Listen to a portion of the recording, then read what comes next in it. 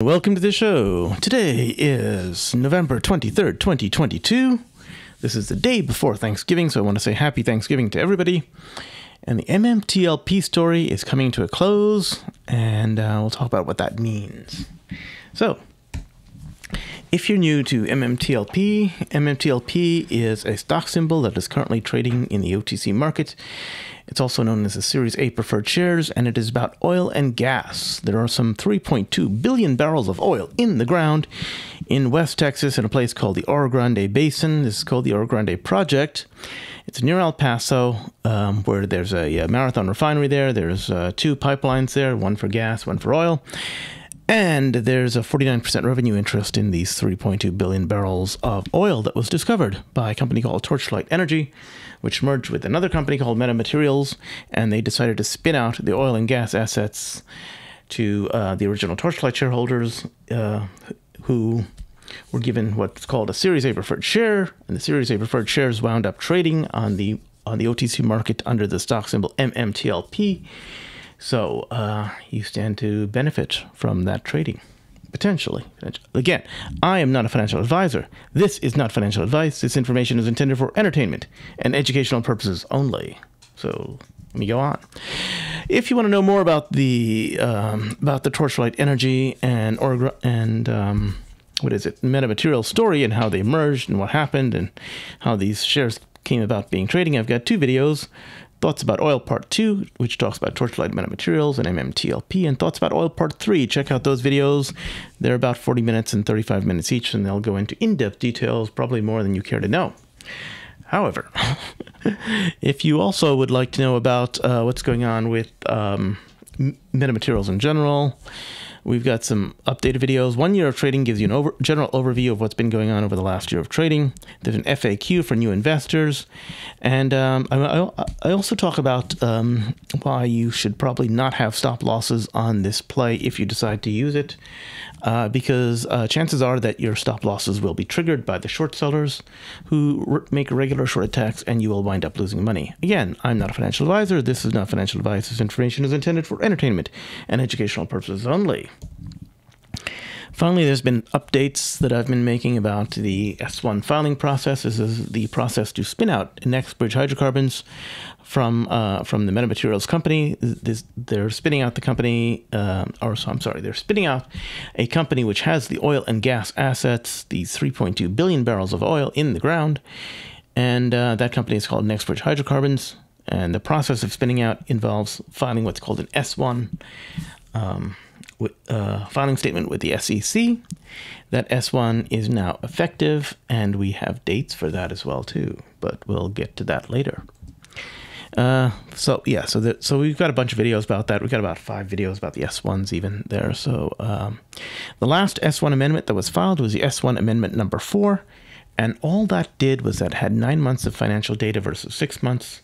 That led me to believe we were very close to the actual S1 becoming effective. And sure enough, if we look at the if we look and see what's been going on with the SEC, we see that the S1 became effective on November 18th, 2022. RchPhkr tweeted out that the S1 is effective at that time, so we got a heads up about it. Here's what the SEC had to say. They said, hey, look, the S1's effective. If you go to their definitions of what an S1 is, it's a pre-effective registration statement.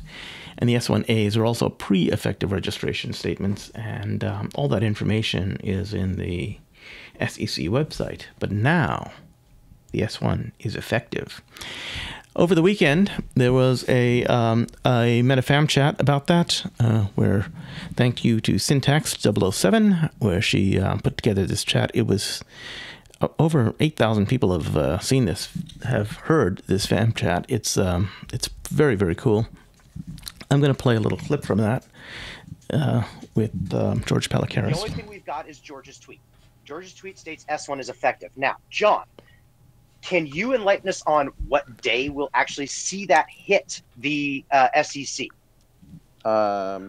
Actually, what will happen from here, since the S1 is effective, you have to file what's called a prospectus, a 424, with the dates in it. And then so and all that's left to do is put the dates in it, as you guys know. So once that filing hits, then you'll know the last day this is going to trade, and that's the only thing left to know. So Thank you very much. And how long does that take? It's a function of, it could happen tomorrow, it could be the next day, it could be the day after. I'm not involved in that process, but it's really simple. I mean, it literally takes 5 minutes to send it to the printer. Once Meta's board says go ahead and send it in. Oh, okay. So it's a really quick process. It could be tomorrow, it could be the next day, but it's not a set in stone thing. No, and once you go in, it doesn't need to be approved. It's just a notification. Fantastic. They change a couple of numbers and it's over with. Right. Sweet. I'm just wondering when those margin calls might start going. Well, so as we know, the 424 adds dates to the S1. So the S1 is effective. It was effective as of it was effective as of Friday past midnight when we got the tweet from RchPhkr, and the 424 will just let us know what the last trading day of MMTLP is, and of course, all shorts must cover, and that means they have to buy to close before trading stops on that last day of trading. That's a big deal. Over the weekend, we saw the price of MMTLP rise on the Monday all the way up to $11.64 or so, and we saw that there were about, if we looked at StockTwits, there was about 14,724 people who were interested in MMTLP. It trended so much that it was a #1 trending ticker on StockTwits. It was also the #2 active ticker on StockTwits, and it was also the #2 watched video. I mean, the #2 watched ticker on StockTwits as well too. So with all that interest, we saw a lot of people that were really, really interested in that, and at that time, we saw a lot of FUD come out. And I'm not going to go over all this FUD. There's a bunch of FUD that came out, and in fact, I blocked out the source of the FUD because it's not really important. The interesting thing is that most of this FUD is old FUD that has been debunked a while back, and I'm going to play a clip from from April 24, which basically debunks all of that FUD, and you don't need to say anything more about that. Here's the clip. Interesting. So we'll see what happens. The MMTLP thing was, a shocker, caught us all off guard. Yes. And that there were some mistakes made in that deal, unbeknownst to anybody, quite frankly, that allowed them to trade it. And But to be fair, I mean, that had never ever happened before, right? No, it's two market makers got together on the gray sheets, and the only reason they were allowed to do it is because of one word that was in the preferred, and it said transferable.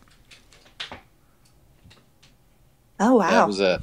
So, and they also had a QSIP number, and we also used DTC to distribute it. So it was, they got together and went to FINRA, got a ticker, and went to the gray sheets and used information from 2012 when I was the president of the company, not CEO. And it was just, OTC markets didn't do anything about it. Nobody did anything about it. They don't care. So. Yeah. I imagine that was a frustrating, I would think maybe a right word, and this is probably bad, but I would imagine it was kind of a clusterfuck when they saw that the NMTLP was trading like, holy crap. I was getting phone calls from my broker and from guys who were close to the deal, and like, are you looking at this ticker? I said, I have no idea what you're talking about. I was actually on a trip to Nashville when it happened, and I saw my 2.2 million shares all of a sudden worth $6.6 million in my account. I was like, oh, okay, how the hell did that happen? So that's when I started to look into it. But it's the nefarious shit going on, and absolutely, we'll see. Well, I was now. TRCH was still trading in some European markets. I'm sorry, what'd you say? The TRCH was still trading in some European markets, even still. I don't know how much it trades over there, and I don't know that they mark, daily trades and what have you. I have no idea, but yeah, it's the interesting thing is that my theory is that MMTLP would have never happened had the books been really balanced on the dividend day. So the brokerage houses, the prime brokers, and these hedge funds never cleared their position. And now they're kind of stuck, right? Yep. And so they've, they started trading this so they could get, people to sell their preferred positions that were in their brokerage accounts so they could clear out their trade. Exactly. So, because the sooner you get rid of it, they can account for it. That's right. So, and it's now, still not. Here, can we? I still don't think it's over. To be honest with you. Oh no, I don't think it is. Now, I do want to know if we can clear this one thing up. Since we've got you on the line, and you're as official as it gets. And I think this has been made public. If you can't answer it, just say no. You can't answer it. Everything was transferable. You just said that. That means anybody who holds the new shares of MMTLP means that get transferred too, right? They get their dividend. Yeah, they get their dividend. Yep. Thank you very much. I needed to hear that. Thank you. You're welcome, Bird. I'm so glad she unmuted to do that. Do it again, Pig. Do it again. Yay! No, I've been hiding in office plant mode. I've been just observing in the office plant, listening in, taking notes. And then, so it's like Smokey asked the $1 million question, and we heard it. Yeah, it's I've seen that on Twitter a lot for a long time. People were concerned about if they bought MMTLP when they're getting their shares, and I know I thought Ken had mentioned something about it before, so I didn't really say anything about it. But I mean, I know a lot of guys buying MMTLP. I know a lot of guys buying MMTLP, and I happen to have bought some MMTLP myself. There we go. That was John Brda speaking. He was the former CEO of Torchlight Energy. Of course, he was also speaking in the first audio recording. He provides a lot of insight and information that should have cleared up any and all possible FUD. To clear up any other possible FUD that might still exist, if you read the S1 statement, amendment number 4, get it at the bottom of page 23, the top of page 24, you will see that the price per share of Meta's Series A preferred stock traded on over-the-counter OTC market under the symbol MMTLP. Okay, and it may not accurately reflect the value of a share of our common stock that you will receive in the distribution. And the reason they say that is because if you look further on down, they talk about the potential of a short squeeze, and they say, let's see, what do they say? They say, in particular, if any investors have sold shares of MMTLP short, then in connection with the distribution, such investors may feel compelled to buy shares of MMTLP to cover such sales before the distribution. If this were to occur, given the potential high demand from buyers with a relatively low supply of MMTLP shares available for sale on the OTC market, the MMTLP price per share, as shown on the OTC market, may rise significantly, but not be representative of the value of the underlying shares of our common stock you will receive in the distribution.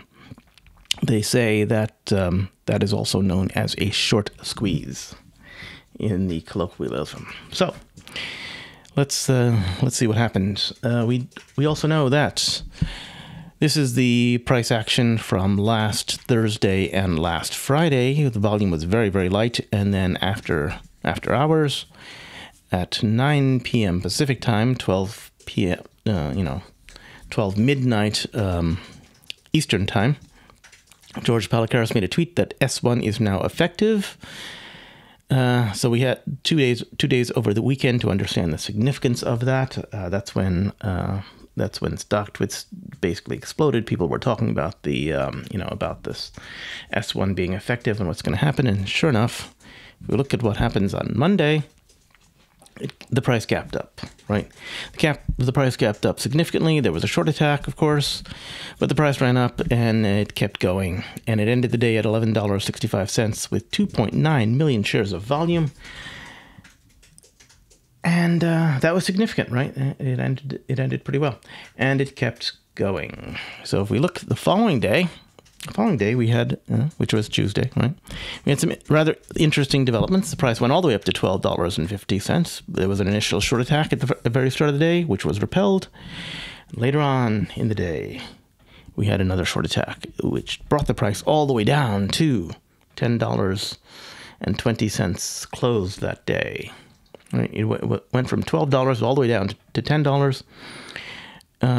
Overall, that's a minus 12% for the day. However, it started the day, it started the day not at the high, but it started the day, it's down a fair amount, let's just say. And, do you remember a while back I talked about some FUD, and it was old FUD and FUD that didn't make sense, and it appeared out of nowhere? Now, do you think the timing of that FUD and the short attack might somehow be related? Just prepping everyone for that short attack? Just getting people ready and cleared, like it might have been, I don't know. Well, I don't know. Let's just say it might have been coordinated in some weird way. Anyway, over the last day or so, we saw Radar on StockTwits make this tweet. It is very, very good. I suggest you read it and check it out. And he talks about the dip, and he says that, he talks about the dip from yesterday, which was, the dip from Tuesday. Happened right at the end of the day. 400,000 orders for a single share to be sold submitted at the same time, right? Relative to the average volume at that point, it was a monumental amount of pressure on the price action, and it caused the movement from 1150. It triggered slow movements to 1150, right? At which point 76,000 shares were sold, right? Okay, the only people willing to buy those shares had orders for 10% to 20% below current market price, so the price went down to that area. Had there been 400,000 people trying to buy at 12 or 76,000 at 1150, the price would not have fallen. Shorts know this, right? And they coordinate attacks when there are not orders queued near the current price. So the shorts are able to see what's called the level 2 order book. This allows them to see all the limit orders that have been placed that have not yet been executed. This includes, of course, stop loss orders and things like that, right? So this was a short attack. Radar goes into in-depth details about this, and he talks about how stop losses can actually, it's called a stop loss attack as well as a short attack, right? The shorts attack the stop loss order, causes stop losses to trigger, and that causes the price to drop even more, right? We also have an interesting comment by RchPhkr, and he talks about not using stop losses or trailing stop losses at this point, and how that kind of stuff can happen. I'm going to go on to the price action for today. Now, the price action for today was quite interesting as well, too. We had a continuation of price dropping dramatically, and at the very start of the day, we had a slight run up, and the price dropped dramatically, and we had some multiple short attacks, right? We had a short attack once, twice, a couple times. We ended the day at $9.55. A lot of people were, there were probably a lot of new buyers in there. Some people bought at 12 and they're like losing hope and whatnot. But if you look at it, it's only been 3 days, and if you look back just 3 days ago, we're higher than what the price was 3 days ago, right? And after the market closed today, we closed at $9.55. After the market closed today, we see an announcement from MetaMaterials of this. The board of directors approves planned completion of the spin-off of NextBridge Hydrocarbons. The reason this announcement is important is it includes the dates, okay? At the very start, we say the Series A preferred share, which is currently trading over the counter under the symbol MMTLP, so it reiterates that MMTLP is the Series A preferred share. Each holder of Series A preferred stock as of 4 p.m. Eastern Time on December 12th, 2022, the record date for the distribution, will be entitled to receive 1 share of NextBridge common stock. For every one share of Series A preferred stock held as of the record date. So if you have if you own MMTLP as of December 12th, you will get 1 share of NextBridge Hydrocarbons common stock for 1 share of MMTLP. That's just the way it is. They also talk about the distribution date, which is 2 days after. It'll be distributed on December 14th, 2022, after the close of trading markets. And the stock and the Series A preferred stock, which is MMTLP, will be automatically canceled. MMTLP will no longer be tradable on the OTC market. Basically, MMTLP will cease trading on that day. So let's put that into a calendar, shall we? Today is the 23rd of November. We have Thanksgiving coming up. Happy Thanksgiving to everyone. And so there's no trading taking place that day. And on Friday, there's a half day of trading that takes place after Thanksgiving, the day after Thanksgiving. So the date of record is the 12th of December. The date of distribution is the 14th. That means we have 11 and a half trading days till the date of record, 13 and a half trading days till the date of distribution. After the distribution, MMTLP will cease to exist and to trade. All shorts must close, and that means buy to close. All shorts must close their positions, right, by such and such a date. So I believe they have to close by the date of distribution. Let's give them the benefit of the doubt. That means that there'll be a lot of buying happening. So this leads me to my topic for this video, actually, as to what is a failure to deliver, right? There are 2 types of failures to deliver. You can fail to deliver in money and cash. That is unlikely to happen because your broker will make sure that you have money before he lets you buy stock. But let's just say that the failure to deliver that we care about is stock failures to deliver, right? So if you own the stock and you sell the stock, right, that stock gets transferred to a buyer. There is no failures to deliver that occur. You can't fail to deliver a stock that you own. It doesn't happen. Fail to delivers only happen from short sellers, right? Short sellers either fail to borrow or they fail to locate a like-kind entity, or they fail to buy. One or the other, right? You can either close out your position, you can either close out your short position, or you can borrow the shares, or you can locate a share of like kind that you might potentially be able to buy, let's just say, right? And if you can't do that in 2 days, right, which is the time, 2 days after the trade, then you fail to deliver, right? It's called a settlement date, right? You have 2 days after the trade to settle the actual trade, right, to actually deliver the stock. So they give you 2 days. Plenty of time, right? So that leads to my question. What percentage of stocks actually fail to deliver? I don't know. Would you think it would be high? Let's see. I looked this up on the internet, of course, and wouldn't you know it, we came across this. This is from NASDAQ, all about failing trades. Interestingly enough, the first paragraph they say is most symbols have failed trades. Surprisingly, data from the SEC shows that 40% of all tickers have had shares that failed to trade to deliver each day. Wow, see chart 1. This is chart 1. Now, interestingly enough, it's not as bad as it looks, right? And why is it not as bad as it looks? Failing shares make up a small portion of the overall market, less than 2% of total consolidated volume, right? This is it. Less than 2% of total consolidated volume. That's what TCV means, by the way. So that leads me to believe the following, that FTDs provide an indication of how many shares have been shorted, right? T plus 2 days.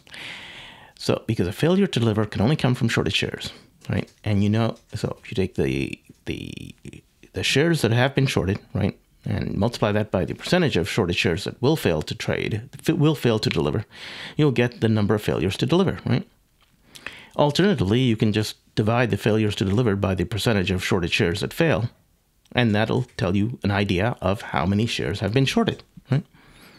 We know that the number of shares, according to NASDAQ, that typically fail is about 1%. Average is about 1%. Worst case, 2%, right? I mean, in general, shares don't trade. So if we take the failure to deliver, divide that by 1%, we'll get an idea of how many shares have been shorted. So What happens when shorts close their position? Well, we don't know about that. Shorts are like longs. They like to keep their positions open for as long as possible. And as long as your position is open, you don't have to pay income tax on the profits, right? Because your position is still open. Let's see what Citadel says about shorts and how long shorts have been kept open, right? This is Citadel's 2021 financial statement. It's available from the SEC under the link. Links will be provided, of course. We see that on their statement of financial condition, they have securities sold, not yet purchased at fair value, $65.7 billion. Let me repeat that. $65.7 billion of securities have been sold, but not yet purchased. Those are shorts. Okay. Those are shorts. Now, let's go back to MMTLP data. These are the FTDs from the SEC website, which you can download. I've shown you how to do that, and I'll provide links on how that stuff is downloaded. Anyway, this is the MMTLP FTDs, right? And we just see a lot of them. We see that it started, data started being accumulated on 10/15. Quantity fills started at about 2 million at that point in time. And you just go down the list, and there's a lot of them. It goes all the way down till end of October, basically. So if you look, there we go. We got a ton of fails to deliver, and it goes down till end of October. There you go. Remember what I said earlier? Each FTD represents a short position that's been open, right? So if we take the FTD, divide by 1%, we get the number of shares that were shorted, right? Now we know if we were to add up all of these, now let's give you an example. So if we take the data from, I don't know, let's see, if we take the data from, here, if we take the data from 2021, 11/16, right, there were 92,147 FTDs, right? We divide that by 1%, that's an estimate of the number of shares that were shorted on the 2 days before, on the trade day. That means that there were 9,214,700 shares that were shorted on 2021 11/14, 2 days before the settlement day, right? 9 million shares potentially were shorted that day, right? And that's not a bad number. Let's see. So if we take the total FTDs, we add up all these values together, right? We see that there's 13,239,940 total FTDs. And the reason I'm adding them all up together is to get an idea of how many shorts there are, right? If we say 1% of all of that, of the shorts result in FTDs, we just divide 13 million by 1%, we get 1.3 billion shares that were shorted, potentially, right? Potentially.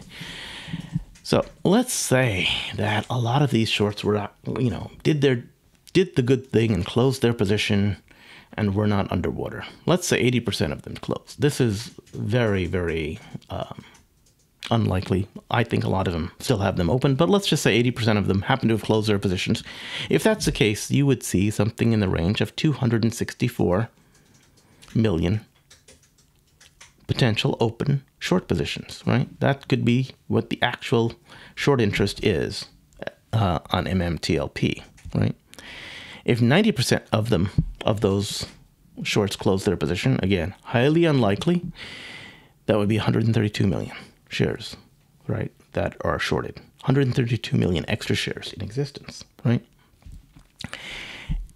And of course, if 95% of shorts closed their positions, there would still be 66 million shares that were short, which means that those guys have to close their positions. Now, this is just looking at MMTLP FTD data. This does not take into account the Torchlight Energy shorts, because we know that when Torchlight Energy and MetaMaterials merged on that last day of trading, that happened 2 days earlier, and a whole bunch of shorts were trapped. I'm not taking that into account. There's a whole bunch more shares there. Okay. So that's just FTD data, and that takes you all the way out to, for MMTLP trading, all the way out to October 31. Okay. Now, if you've been following my tweets on Twitter, you've seen that I've been posting this kind of stuff over here about OTC threshold list and how MMTLP has been on the OTC threshold list for XXX days, right? Last I saw, it's been out there for 27 days on the OTC threshold list. And why do we care about this, right? Well, if you're on the OTC, to actually get onto the OTC threshold list, you have to have an aggregate failed to deliver position of 10,000 shares or more, okay? And that failed to deliver position has to be valued at $50,000 or more, right? So basically, you need 10,000 shares or more valued at $5 per share. So to get onto this OTC threshold list. Now let's, we know that MetaMaterials has been on, we know that MMTLP has been on the threshold list for about 27 days, not including today. I do not have today's data, so it'll probably be on there for 28 days, but let's just say it's 27. That means 10,000 times 27 days means you've got potentially, at minimum, 270,000 FTDs just from that alone. 270,000 FTDs from that alone. Okay, we divide that by a 1% minimum. That means there's 27 million extra shorts opened, right, at minimum. If 80% of those have closed their short position, that means you've got an extra 5.4 million extra shorts on top of that, on top of the numbers that I gave you just in the last month. Oh, man. It's going to be quite interesting to see all these shorts head for the door and exit their short position, because they have to be, they can't be short a stock that doesn't trade. They can't. So anyway, so that's all I have to say. There's a ton of shorts out there. We know that to be the case. I have no idea how many actual shorts there are, but I believe that there are a ton of shorts. RollerPigeons has a video on an estimate of the number of shorts out there. Check out her video. I'll provide a link. I think she estimated something like 250, 260 million shares short. Again, there could be a lot more than we're aware of. So there you go. So that was for MMTLP. By the way, there is the parent company MMAT, and there could be what's called the double squeeze. In fact, I think it is likely that that the double squeeze might happen, which means MMTLP squeezes, and that gets followed by MMAT squeezing, which means MMAT price goes through the moon and skyrockets. That's basically all I have to say. So happy Thanksgiving. I'm not a financial advisor. This is not financial advice. This information is intended for entertainment and educational purposes only.